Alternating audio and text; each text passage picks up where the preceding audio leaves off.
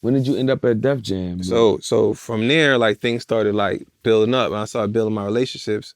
So The Weeknd was the hottest artist in the world at the time, and everybody was trying to sign him. And uh, my boy Joey IE, he just went started at Warner, and they asked The Weeknd, who do you want to work with? And they said Ricky Hill. So he's like, I could do that. And he called me, and he said like, shit, like, you know, you want to just start coming up here, like, you know what I mean? So he had a job at Warner, and I just started coming up there every day. You know what I'm saying? I would just like show up to the office to the point security guards thought I worked there. It was in LA, you know what I mean? So like I was living in a rich house, and then we got him a deal. So I was just there every day working in the temporary office. And then this intern named, he's not intern no more, but Jack, intern named Jack, he went and he gave me a demo while I was up there for this guy, Travis Scott. And he's like, yo, like, this guy's crazy. And it's like a 3-song demo or whatever. And I played it. That shit was hard. Like, yo, you got to bring him in right away. And then he came in the next day. It was Travis, his boy Tony Loney, and Kanye's engineer, who was managing him at the time, Anthony Kilhoffer. And they came into the office, and Trav had like a fade. You know, he had no braids at the time, but he had all that energy. He was just like bouncing off the walls and da-da-da. Hold on, this was in New York? This is in LA. I had gone to LA to get the record deal. Okay, so, got you. And I had, when after I did the shows, I had to plug in LA with Rich because he had like a house out there. So I would go out to LA from time to time to go work with him in the studio.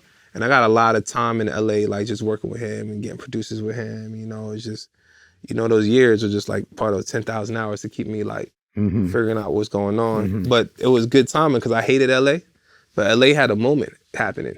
And then I look back, it was like Fairfax was going crazy, and it was Future, it was TDE, it was YG 400, Pushes Inc. It was Pac Div, Dom Kennedy. It was a lot of stuff going on in LA. And New York was gone, but New York was on this like cocky 50 Cent, everybody beefing shit. And LA had these like new age kids that was going on. And little did I know that was gonna be the core of it. Janae Aiko was in that mix. That was gonna be the thing that brought the whole music industry out west. Like that block, you know? But I was out there like, fuck it, I'm out here like, I'm making it happen for myself. I was going to Warner Brothers in Burbank, and then after the Weeknd thing, he just started telling me come to the office even more. So he just started throwing artists on me, like Kurt Cobain's, and I'm still not getting paid. I'm just like, but you know, I'm making it look good because I'm making money in different places. So I'm like, I'm coming, I'm just myself. And then finally, like he wanted to become, over the Travis thing, Travis ended up having, they wanted to sign him at Warner Brothers, but he ended up signing like a shopping agreement with T.I. So YG was first, right? You did YG before Travis, right? I met Travis before YG though. Oh, you did? So yeah, so the story's gonna come back this way. Oh, wow. So now we in top of 2012. Travis ends up doing a deal with Epic and L.A. Reid and T.I. And I stayed cool with him over the course of time. I was trying to manage him and everything, but then I learned from the Nicki thing, like, instead of having a bad relationship and the shit going bad, I was just like, let's just be cool.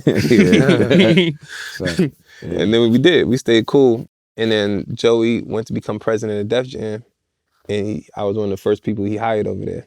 Wow. And then when he got over there, he was like, all right, well, there's 3 artists you could work with from day one. He's like, Lil Reese, Lil Durk, and YG. And I was so hungry because I remember from the time where I left Atlantic 2008 to 2012, I just been in the street going like, trying to figure it out for 4 years, shows, managers doing whatever. So by the time I got that job, I had like, you know, like the LeBron James meme when he listening to the headphones, I was like, whoever I work with is going to be him. Gonna pop, I'm not out here playing. And they gave you that choice. Are those 3 artists, or those are the artists they gave you? They gave it to me. Okay, got you. So you did Durk at that time too? Durk, Lil Reese from Chicago? So I was actually most excited about working with Lil Reese. From Chicago, the kid got shot, right? So like in October 2012, his manager, Jay Boogie, called me. And he's like, yo, you just got the job. The boys are excited to meet you. You know what I'm saying? You should come out to Chicago. I'm like, bet. So like, I didn't even have like a corporate card, nothing yet. But you know, I'm just like, fuck it. Like, you know, he's like the OG out there.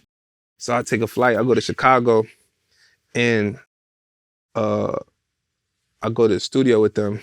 And it's just like, now this is prime Chicago. This is like O Block, everything. Yeah. But this is before it was big. You know what I mean? So like, it was the only people knew was Chief Keef at the time. King Louis was big. And Durk and Reese was big because he had the song At the Top, It's Just Us. And what's it called? Light Skin Carry. And then Durk had the The song. bank robbery dude. Who's the He bank was robber? He was on Atlantic with us.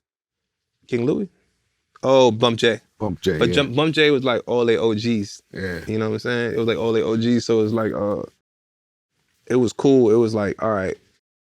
I was in the studio with them and I just did what I always do. I got my notebook out. I'm writing the songs out. You know what I'm saying? There's like 20 niggas with hoodies on and dreads. You know what I'm saying? Durk didn't have dreads at the time. He had like a clear head. He had a shaved head. He had his 3 managers there. Rest in peace, Chino. He had passed away. He got killed in Chicago. His other manager, SB, and his brother who also passed away. You know what I'm saying? D-Thing. Yeah. And he got murdered, right? Like a couple years ago. And that was like the people I used to go over there in Chicago with. It was like Rondo No. 9 was in that. It was crazy. This is like prime time, like Chicago. And there's the last song. It's like, yo, Sick, we got one more song you want you to hear. There's one more song you want you to hear. It's called This Ain't What You Want. But Paris Bueller got it, his producer. And they brought the song, they played This Ain't What You Want. I'm like, oh, this is it. Like, you got one, you know? And he was like, word. So I was like, bet. So I'm there for like 2 days. So they said, all right, we got a show tonight. And we go to the show, and it's Chief Keef, Lil Reese, and Durk, and they're performing. Fredo Santana, I think, was there too. Yeah. And then they were performing, and they performing to the crowd, but they like dissing the crowd, and the crowd like figured it out, throwing gang signs in the back, but they liking the song, so they like, yeah, like. Right. I was like, oh, this shit is all gang music, right. and the crowd is all gang members, and it's just like I was just like, oh, this is the craziest shit I ever seen in my life. Kind of shit, so the nigga Jay Boogie go, don't worry, Sick, we going down together. I'm like, oh hell nah. But you know, at the time, I'm like, at that point, it's the same shit. If when we was in front of, in what was it, 2004, 2003, when we was in front of that club, it's like, we in it now. Yeah, we in it. Once you in it, you in it. Yeah, exactly. And then when I got back to LA, I really started building a relationship with YG. And, you know, I'll go to his house and it would be nothing but a party. It's just like a blood party, house studio, niggas turning up, you know what I'm saying? And I'm just like, there's the Pusha Inks guys. It's like YG, his man Ace, Pusha Rod, Mustard, everyone. So you was aware that he was affiliated with the Bloods when you started linking? Aware? He was aware. They're not like, it's not the mafia, like it's flamboyant. Oh yeah, flamboyant. You know, and they had a crew. They had said not the mafia. They had Pusha Inc. wasn't a totally gang related crew. It was a crew mixed with people from Long Beach, Compton, Inglewood, schoolyards, right? It was like, because back when we were growing up, you think all the Bloods wear red, all the Crips wear blue. When we get to LA, like purple, green, they date each other, they hang out with each other. Like everybody's grown up as friends. Like they have Blood, Crip friends. Like Bloods, beef for Bloods, Crips. It's totally different how we kind of looked at it as kids. Yeah. And I realized at Def Jam, I'm like, oh, YG is popping out here. He got like hits, him, Nipsey Hussle, Joe Moses. You know what I mean? They got their own infrastructure out there, but because he's on a East Coast rap label, they don't feel it. Gotcha. Right. And then finally, like one time in the studio session, he had this song called Bompton. He like, I'm from Bompton. He's breaking out everything with Bompton. I told him that's my favorite song of yours. And he's like, yo, that's my favorite song too. And I was like, our stepbrothers moment. Gotcha. And then I was like, oh shit, let's do an album called I'm from Bompton then. You know? And then Lil Durk had went to jail for a few months. And Reese was just really knee deep in the street. So I was just like, fuck it, let's do it. And we're in the studio. So the problem with recording in LA, when you're from LA, is just like, when you're affiliated, it just gets progressively worse. Like as far as like not worse, it gets progressively busier, I should say. So let's say the studio time starts at 1 or 3, somebody's writing, playing the beat. 5, one of the homies come. 6, one of the homies come. You know what I mean? By the time 8 o'clock, it's nothing but that's it. Affiliates and nothing's going on. I'm sure like Mobb Deep sessions are like that too. Absolutely. Like because you just, you know, and it's not, they bring in the vibes, but sometimes you might catch something out of that, but 9 times out of 10, you're just gonna waste a lot of time. Facts. You know what I'm saying? So it's like, and a lot of money. A lot of it comes out of your budget that you don't realize until you get the bill. You're like, the olden days y'all was chilling, he was on the clock. How did you get that project completed though? So I was like, yo, let's go somewhere to record because he needs space to write. Right. Like he needs to be like he likes the energy, he just needs to have a different room to write while he's there. Right. You know what I'm saying? So like, we went to Atlanta because I knew Atlanta was a great place to go work. We went to Patchwork Studios and we went for 2 months. And we ran a real schedule, 6 p.m. to 6 a.m. You know what I'm saying? There was 3 rooms, 2 rooms over here, 1 room over here. That small room was like a producer room. That one we have like another producer. The project was executive produced by Jeezy. They had brought him in to go work on it. So Jeezy was kind of overseeing the flow. And and Mustard would come out at the same time. So we recorded for 2 months. And when you commit like that to a project, magical things happen. Because then we record Monday to Thursday, and Friday to Sunday we just take breaks. And then we have corporate apartments. So like I would be like on the 3rd floor and he would be on the 5th floor. And like that's how it worked. And then from there we just started coming up with an album called I'm From Bompton. And we did a lot of songs through there. Like BPT was done in there. Big and Back Being Bull. What about Tooted and Booted? Was that before? So that was like 5 years before. Oh. And I was just trying to get people to forget about that song. Because if you hear Tooted and Booted, you would think YG's another kind of artist. Yeah. When you get out there, you hear songs like Bitches and Shit and You Broke and his like real street hit records. And they're like, oh, nah, he's like really him. Right. And I just wanted the whole world to see it. So Jeezy, I worked really closely with Jeezy, with kind of overseeing the project from the A&R side. And I was just building my confidence back up at that time because, I'm still like, like I'm in it, but at the same time, I'm not the same cocky kid you knew from 2006. Like I was, life really humbled me, what I mean? But I still had the talent. So like, they really built up my confidence again because from by the end of the project, they were like, allowing me to lead. So I was like, Jeezy would come to the studio. I'm like, all right, so this is what we're doing today. He'd be like, no, you got it. You go ahead, you know what I mean? Right. And then he would just oversee it. Like he would have his guy, his A&R at the time, Carbon 15.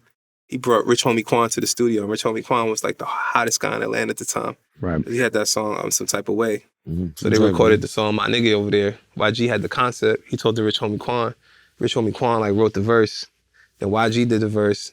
And then Jeezy was supposed to give it to like Lil Wayne because that's like a Lil Wayne flip. Yeah. My nigga. And then Jeezy was like, fuck that. I'm singing on this shit myself. Right. And then we, after 8 weeks, we had like the basis of an album. It was Jeezy's idea to change the name. He said like, I'm From Bompton, it's too limiting.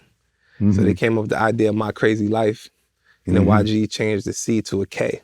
And then and that's kind of how it worked. Gang shit. Durk at the time, he was doing, he had a project called Signed to the Streets. And that's most of the stuff we recorded in Chicago and everything. Because at that time, he's out of jail too. So was that before he started working with French? Right around the same time. We had the most of the mixtape done, and then after the mixtape came out, the album that we recorded turned into a mixtape. Gotcha. And then he ended up becoming and then I want to go back to the gang shit a little bit. Have you ever found yourself in a situation being that these guys were so affiliated and so active, still in the street shit, like just by being? Yeah, police chases. Yeah. I seen a lot of people knocked out, a lot of shootouts, a lot of people around you dying. Because at the time, they giving me all the gangsters, so I'm spending a lot of time like in Compton and in both Inglewoods. You know what I'm saying? Like this is what year? Both Inglewoods, Jersey, and LA. Nah, like the Chicago one. Oh, they got one in Chicago. Yeah. Damn. Yeah. Learn something new every day. So this is 2016, right? Around this time. Nah, this is 2012, 2014. Okay, so 2014. The gang shit, it ain't what it is today in hip hop. Now it's kind of like so prevalent in hip hop to the point where 9 times out of 10, a artist is gang related in some kind of way, in some way. So you being an A&R, somebody who can come in somebody's life and change their life, and seeing what's going on with all these guys catching RICO cases, from Casanova to Young Thugger to Gunna to all these dudes, even the little guy, rainbow haired guy. Like seeing all these guys go down and seeing that, the feds is on these guys and they're using these guys, like you said, it ain't the mafia. These niggas is blatant with it. Like, yo, I'm a blood, I'm this, I'm that. If you seen a guy coming up right now, he's young, he's he got the talent, but he's in the gang, would you sign him? Like as an A&R, would you sign him? If they buy in, for sure. Because an A&R is like being a coach. You know what I'm saying? Like, you got to give an opportunity to somebody to change their life around. Like nobody, I'm not gonna say nobody. Some people are just idiots. You know what I'm saying? But for the most part, nobody want to just be gang banging all day. Like people want to change their life. So if you really do the work, like, you know, YG is an active gangbanger, but he's also an artist. He's a writer. He's wrote films. You know what I'm saying? He wanted to put the work in. He's down to go, you know, change his life, design his own flyers, write his songs, go out to Atlanta, go work his shit. Like, you got to give opportunities. Like, it's like a hooper. Would you not sign a hooper because he's a gangster? You know what I'm saying? You got to give people the opportunity to change their world and change their life. And I think that I look at myself now, you know, as a coach, and I'm supposed to be the one, like, making sure you go in the right direction. You know what I'm saying? Like, there's gotta be people like that in your community. So you wouldn't. So I looked at it from two aspects, because you are also the business side, right? So you have to invest into this guy. So that if he's active, there's a good chance he's probably gonna get into some shit, or he's being investigated, or what do you look at that? Especially seeing that they like targeting. We become hip hop. It seems like these guys they targeting these gang affiliated artists. You wouldn't look at it like this might be a fucking bad investment? I mean, I'll be a hypocrite after all the stories I told the whole time and say something like that. You know what I'm saying? Like, I feel like they're the closest stories to the street. You see what I'm saying? So if you look at history, whether it be film or poetry, hip hop, like, it all started from the street. I think what's happening now in hip hop overall, it's always been a street element to it, but they always kind of protected. They always kind of like kept the studio part sacred. You know what I'm saying? It was just like, let's not get in. I know there's all kind of shit happening, but Havoc making a beat right now, so we gonna fight outside. Right. You know what I'm saying? It was a little. So You separated this. It's a little bit of a separation. I think what's happening now is there's a. Havoc is making a beat. We gonna fight outside. Yeah, but it's like the street guys almost like knew their place when it came to this, and you gotta also tie like this.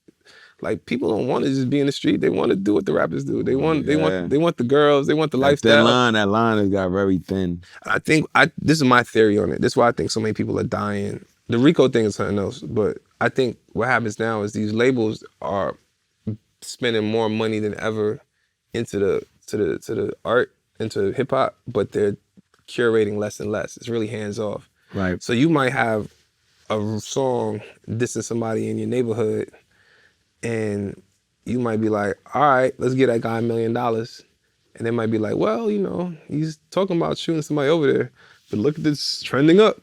Right. And then, you know, you're not gonna have that kid trying to like pull you away from a bunch of Queensbridge guys no more. You know what I'm saying? Right, exactly. Like, 'cause now they just send you the money and everything's digital. That's it. They're not gonna tell you need a hit record. They just gonna like, yo, if you put it out and something cracks, it goes. But if it doesn't go, we're just gonna discard you.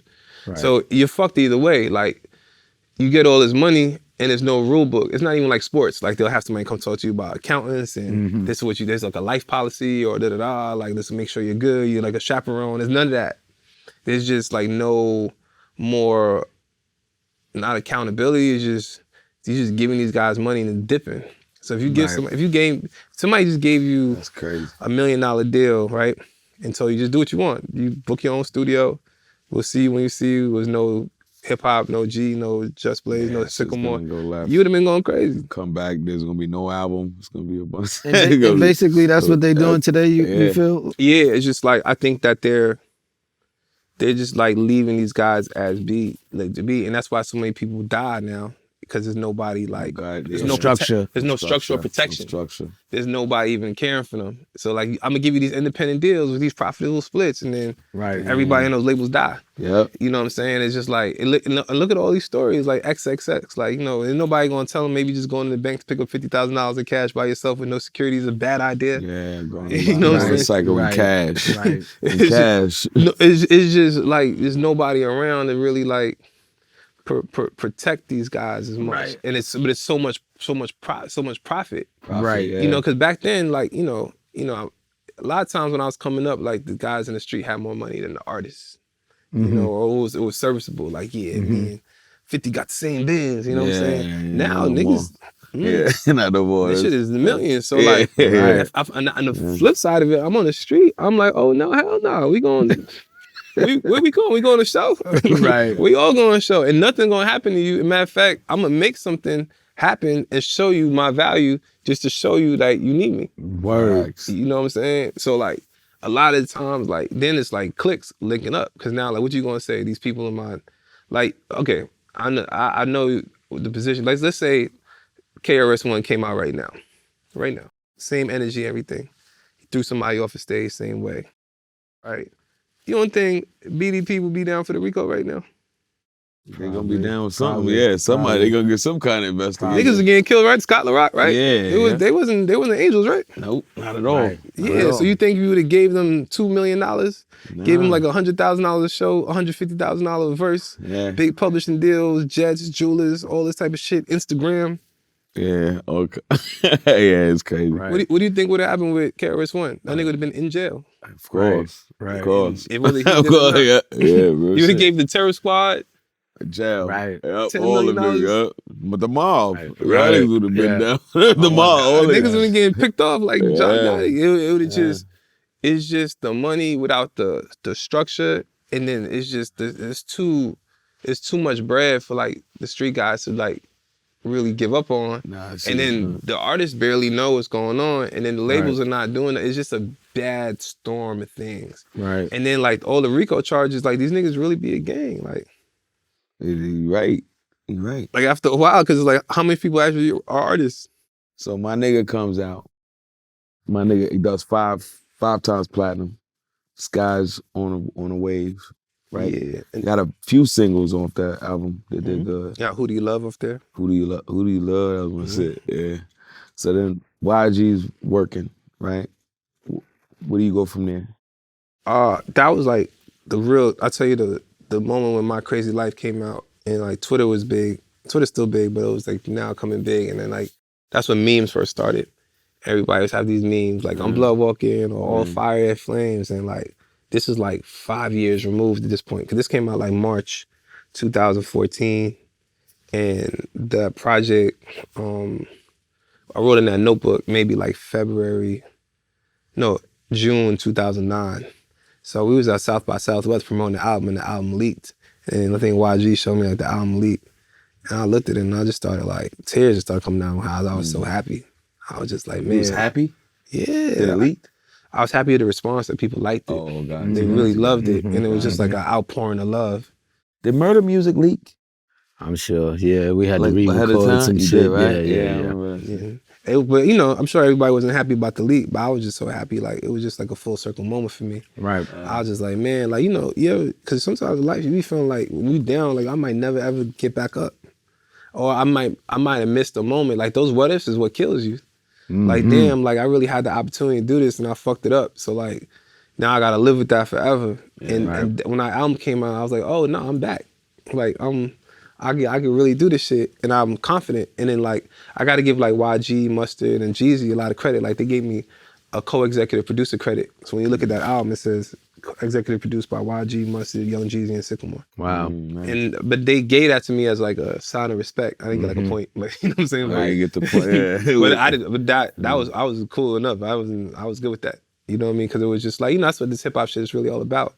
And it was like, from there, it was just, and they like protecting me. Like YG was always like, nah, bro, you a joint, man. Like you that nigga, man. Right. Like just pumping me up. And then, you know, Durk was going good. Jeremiah asked Durk what was going on. Oh no, one more full circle moment. And then we did the My Nigga remix. They asked about Nicki. And I was like, shit, I could give it a shot. You know what I'm saying? So I called G. Robinson. And he's like, you know how much she charged? You know how much she charged? I'm like, shit, just ask her, man. She might do it, you know? And he asked her, he said, like, hey, Nicki said she not only gonna do it, she's not gonna charge, and she wanna talk to you. And she talked to me, and she's like, how proud she was of me, and da-da-da. And I was just like, wow. That's dope. Yeah. Full circle. Full circle. Yeah. And that just felt like really great. You know, She jumped on the remix, right? She jumped on the remix. And what remix was this? My Nigga My remix. nigga. My nigga. It was her, Meek Mill, and Lil Wayne. Yeah. And that was like, you know, from there, I was just like, I'm never going. So let me ask you a question. I'm never gonna go back low again. Nah, that's you fine. only have to do. You only have to learn once. Let me ask you a question. Was you part of the fuck Donald Trump movement? With I wasn't there for when he recorded it, but I was definitely his A&R at the time. he did a tour and all that shit on that, right? Yeah. Fuck he had the foresight because he saw that shit coming before. Yeah, it was smart. Everybody. It was risky, but it worked out. It was smart. It wasn't risky at all because he wasn't the president at the time. He was just a candidate. You know what I mean? But so this is before he even actually won the election. He was just like a candidate at the time. Oh shit! And it just he ended up becoming president, so the song became bigger. I was really proud of that. Did y'all ever get like any kind of like FBI flag on y'all? Like up to this day, like they went read all the lyrics to his album. Like Secret Service motherfuckers and all that. Yeah, they took that as a real threat. Yeah, that's what I'm saying. They have to take that as a real threat. I was just so proud, like when all the Black Lives Matter protests were happening, that was one of the key songs. Right. You would hear like Kendrick first, like Be Alright. But then like, so that was like the Martin Luther King song, but the Malcolm X song was like, fuck Donald Trump. So it's just like. The last I heard about YG, I don't know, was he was caught up in, internet shit with he beat with the Drakeo, not the Drakeo, the ruler. They was trying to say that his crew, is the one that was responsible. They got in with the blades and all that shit at that. Yeah, I don't know what LA happened. Shit. You don't know what happened, huh? Well, he's free, so thank God for that. So yeah, I don't know. But that was internet shit. I think what happens when because I knew they had a little beef going on or whatever, some gang shit. I think what happens is people just try to put stuff on people. You know what I'm saying? I think just like that's kind of like what it is. It's like the internet, man. Yeah, it's the internet. I think people just try to put. I think when you like. The thing when you like, I feel like a New York City gang member is almost like a choice. Yeah, you know what I'm saying? Like you sure. don't have to be in a gang in New York. Sure. Out there is different, bro. They bred it. But in LA, you born into that shit. Born in, or you gotta get checked out too. Like, you know what I'm saying? Like if you like, nah, I'm not gonna be part of the gang. Like, oh, you still gonna get put on. So you gonna get this ass being to be part of the gang or not? Might as well be part of the gang. Yeah, and it never stops. It's like, you know what I'm saying? It's like.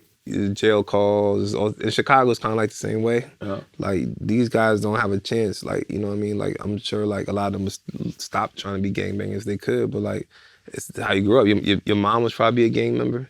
Your dad's a gang member. Your uncle's a gang member. Right, your block's a gang members. And then it's just the code of the neighborhood. You know what I'm saying?